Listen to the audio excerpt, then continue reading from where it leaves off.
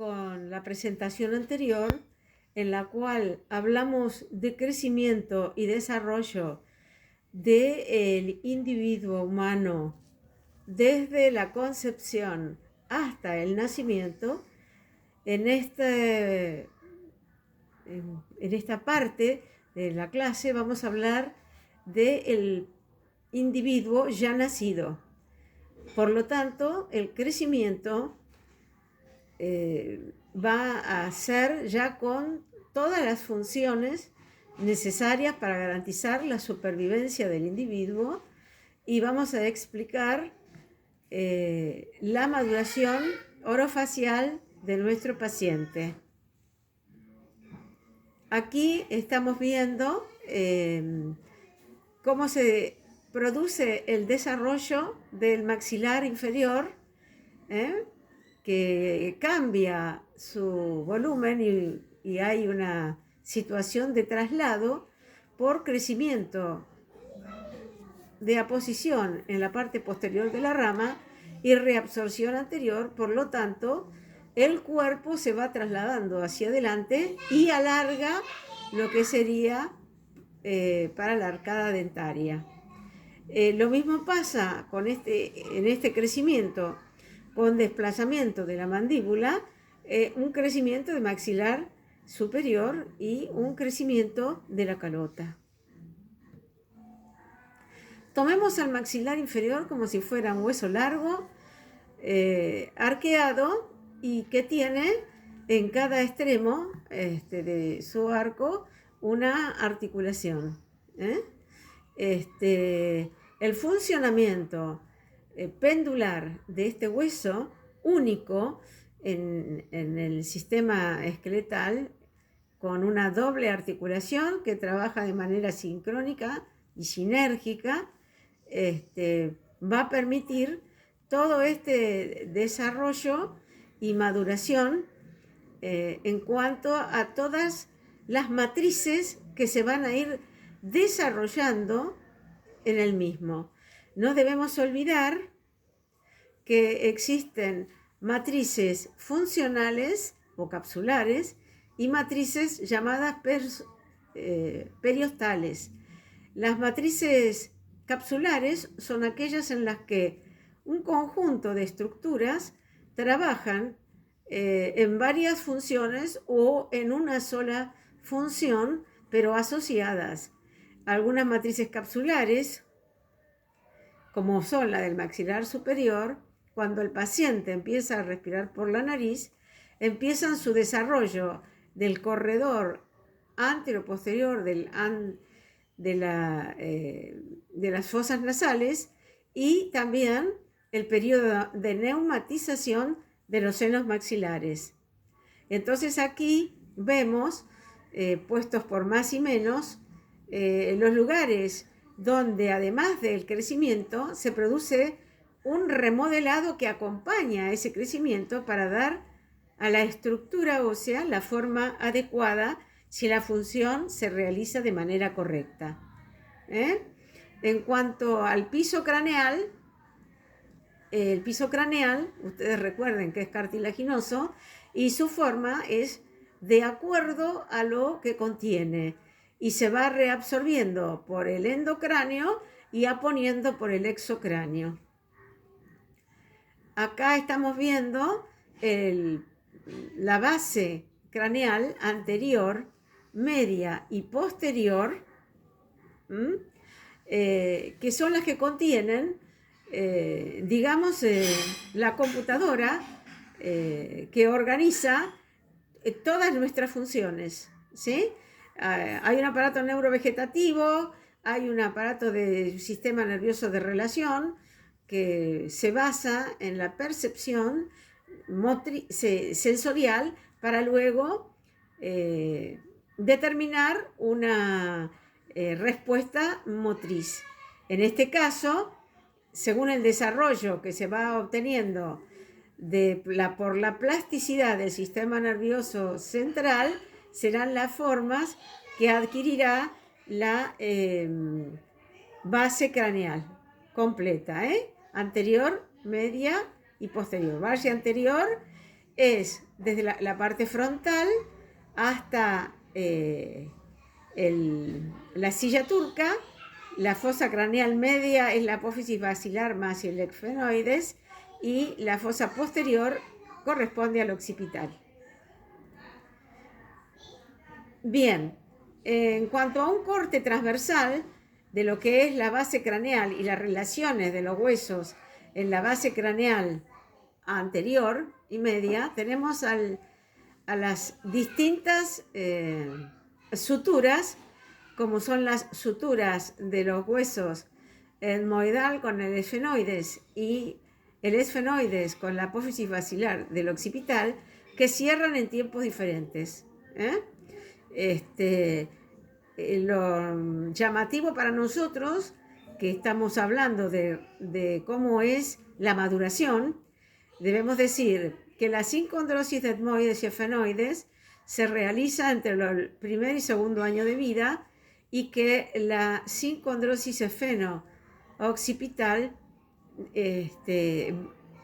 generalmente se han estudiado desde los 25 a 30 años, que se produzca, digamos, el hecho de que pierda las fibras colágenas que le permitan realizar cualquier pequeño movimiento. Aquí estamos mostrando lo que es la fosa craneal, a diferencia de la calota. La fosa craneal es hueso cartilaginoso y la calota es hueso membranoso, de tejido conjuntivo. Si nosotros vamos a ver un patrón del crecimiento de un individuo en dos edades diferentes, vamos a ver que el desarrollo tanto de la fosa craneal anterior, media y posterior y la calota es mínimo al traslado que sufre la cara o la región, digamos, de la maxilar superior e inferior, y el traslado de los huesos propios de la nariz y los malares. Bien. Nosotros cuando hablamos del control en el crecimiento craneofacial, siempre hablamos de factores genéticos intrínsecos, que son los inherentes a los tejidos del cráneo, ¿sí? Los epigenéticos locales está por las estructuras que contienen. Esas matrices capsulares, como en el caso del cráneo, dependen de las estructuras que contienen. Los factores epigenéticos generales es la influencia determinada genéticamente que se originan en estructuras distantes. Dependen de las hormonas y de su equilibrio. Los factores ambientales locales son las influencias no genéticas que se originan del ambiente externo, y entonces van produciendo en el individuo adaptaciones que a veces lo transforman de manera tal que no se parece a sus ancestros. O sea, si venía del hemisferio norte en un clima frío y pasa durante 100 o 200 años toda su descendencia a un clima tropical, van cambiando por adaptaciones a la influencia del entorno o del ecosistema en el que vive, sus condiciones estructurales. Los factores ambientales locales se originan del ambiente externo, que son la presión externa local, las fuerzas musculares, etc. Y los factores ambientales generales, que ya los hemos nombrado, se originan en el ecosistema y tienen que ver con el aporte alimentario, el oxígeno, la parte emocional, etc. ¿Cuáles son los procesos de diferenciación craneal? Ya prácticamente los hemos explicado. Hay muchas teorías sobre lo mismo y casi todas coinciden en que hay un mandato genético que está en los tejidos blandos, no en los tejidos duros. O sea, el comportamiento tiene que ver con la calidad de las estructuras blandas, que ya después vamos a ver, que condicionan mucho el funcionamiento y hacen que un individuo sea armónico o desarmónico. No quisiera ahondar demasiado en esto del crecimiento desmocraneal, porque es toda una reiteración de lo mismo. Ay, lo moví sin querer. Okay.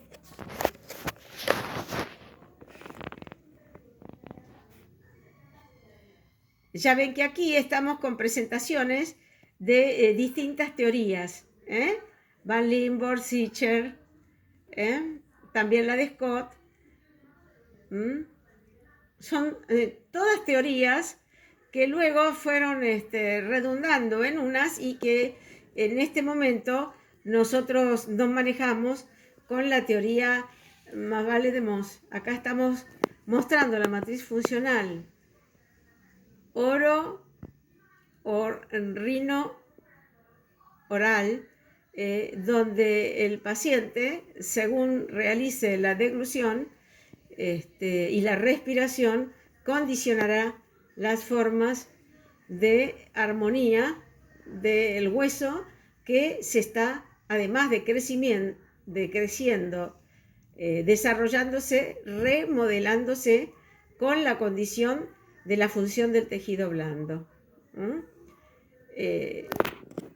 Esto es una cosa bastante densa porque tiene que ver mucho con la cuestión del sistema nervioso, de las aferencias y las eferencias, y por lo tanto en una clase digamos que no se puede redondear todo, sino que es preferible que, por ejemplo, lo lean de los clásicos, que son los que están más sencillos y los que se comprenden mejor, como por ejemplo el libro de Moyers.